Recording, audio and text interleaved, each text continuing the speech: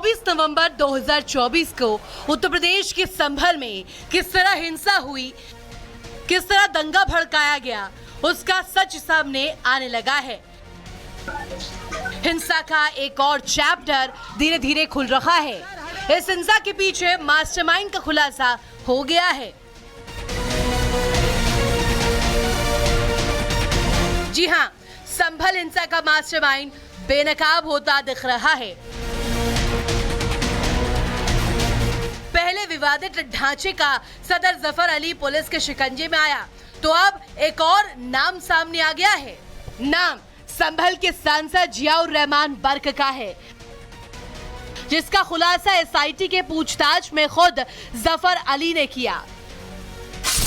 सूत्रों के मुताबिक संभल हिंसा पर जफर अली का कबूलनामा सामने आया है और बताया जा रहा है कि पूछताछ में जफर ने कहा है कि बर्क ने ही भीड़ जुटाने के लिए कहा। इसके लिए सपा सांसद बर्क ने दबाव बनाया। जफर ने कहा है कि बर्क के कहने पर भीड़ इकट्ठा की थी। जफर अली की कॉल डिटेल रिपोर्ट भी आधार बनाई गई है और केस डायरी कोर्ट में दाखिल की गई है।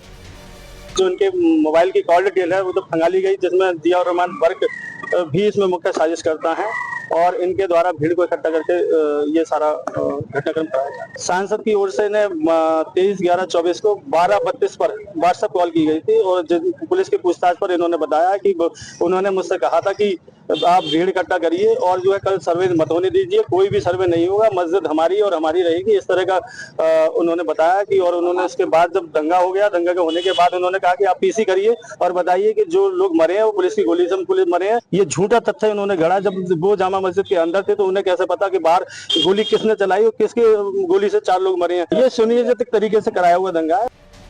यानी संभल हिंसा को लेकर पहले से मुश्किल में फंसे बर्क की टेंशन और बढ़ गई है, क्योंकि बर्क को एसआईटी ने पहले ही नोटिस जारी किया था। संभल पुलिस ने सपा नेता को दिल्ली में नोटिस थमाया था।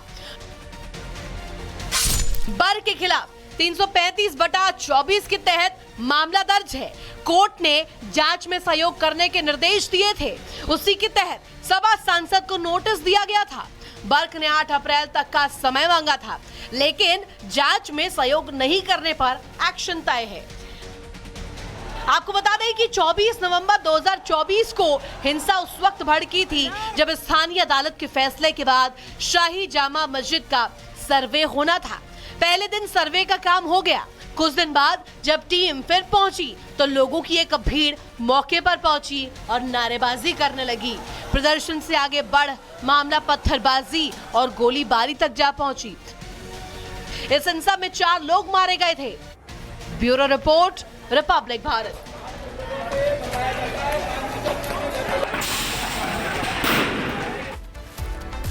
बढ़ते आगे और अब बात रामनवमी की। ये तस्वीरें अलग अलग शहर की आप देख रहे हैं। रामनवमी का उत्सव और इस उत्सव को लेकर देश भर में अलर्ट जारी है। शहर पुलिस की तैनाती की गई है, चाहे बात महाराष्ट्र की हो, उत्तर प्रदेश, पश्चिम बंगाल, बिहार, झारखंड।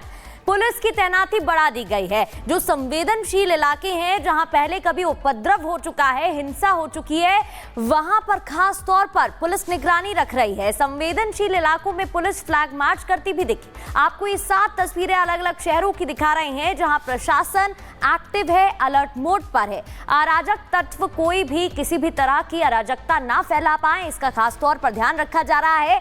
कहीं कहीं ड्रोन से निगरानी रखी जा रही है। संभल की बात करें तो यहाँ पर ड्रोन से भी निगरानी रखी जा रही है। रामनवमी का खास त्योहार इस बार अलग ढंग से देखने को मिलेगा, जहां तमाम झांकियां भी निकाली जाएंगी। इसके अलावा बात पश्चिम बंगाल की करें तो वहां पर सियासत हो रही है, लेकिन दूसरी ओर प्रशासन की तैयारी की जा रही है। अभी ये अलग अलग तस्वीरें आप देख रहे हैं और तस्वीरें आपको दिखा रहे हैं। ये पाटन देवी मंदिर की तस्वीरें, वैष्णो देवी मंदिर की तस्वीरें हैं, जहां पर श्रद्धालुओं की भारी भीड़ दिखाई दे रही है। राम नगरी अयोध्या की बात करें, प्रयागराज की बात हो या फिर बात हो अलग अलग शहरों से, ये दिल्ली की तस्वीरें देख रहे हैं आप, छतरपुर की और असम की, जहां पर नजारा एक जैसा ही है। श्रद्धालुओं में भारी उत्साह देखने को मिल रहा है।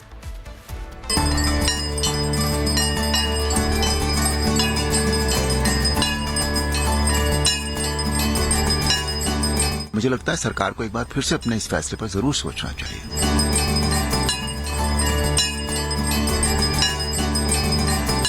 जो रामनवमी का जुलूस होता भी है, जहाँ भी होता है, बहुत ही शांतिपूर्ण होता है। उसमें कहीं कोई एग्रेसिवनेस या इस तरह की कोई बात तो होती नहीं है, बिल्कुल भी।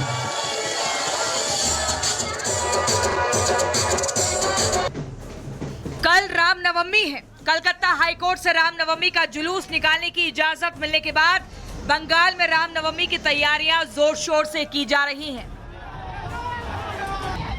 राम नाम के झंडे से लेकर राम मंदिर के मॉडल तैयार किए जा रहे हैं। बंगाल की सड़कों पर राम जन्मोत्सव की खुशी में कई जगह पोस्टर तक लगा दिए गए हैं। लेकिन पश्चिम बंगाल में रामनवमी के भव्य आयोजन पर टीएमसी को टेंशन हो रही है। बंगाल में जिस रास्ते से रामनवमी का जुलूस निकलता है, वहां भारी पुलिस फोर्स को तैनात किया गया है। ममता सरकार ने रामनवमी जुलूस की तस्वीरें लेने और पुलिस को वीडियो बनाने के निर्देश दिए हैं। संवेदनशील इलाकों में तो 29 आईपीएस अधिकारियों की ड्यूटी लगाई गई है। पुलिस के साथ साथ रैपिड एक्शन फोर्स को भी ममता बनर्जी ने राम भक्तों की निगरानी करने के लिए उतार दिया है। ममता सरकार ने राम भक्तों पर सख्ती बरतने के निर्देश दिए हैं। तो बंगाल में जैसी तैयारियां की जा रही हैं, उसे देखते हुए दिल्ली से लेकर पश्चिम बंगाल तक ममता सरकार पर सवाल उठाए जा रहे हैं। सीएम ममता बनर्जी पर राम विरोधी होने का आरोप लगाकर बीजेपी निशाना साध रही है। I welcome. यह हमारी कॉन्स्टिट्यूशन राइट है, धर्म पालन करना। ये रोक रहा है, इलीगल काम कर रहा है ममता जी का इशारा में पुलिस, इसलिए हाईकोर्ट का दर्जा खटखटाना पड़ रहा है। हर इशू में हाईकोर्ट में, सुप्रीम कोर्ट में जाना पड़ रहा है। ये हाईकोर्ट ने कॉन्स्टिट्यूशन को प्रोटेक्शन दिया है। आर्टिकल 25 से 28 देख लीजिए। हमारी रिलीजियस परफॉर्मेंस करने का पूरा अधिकार है, छीनने का कोशिश कर रहा है ममता पुलिस।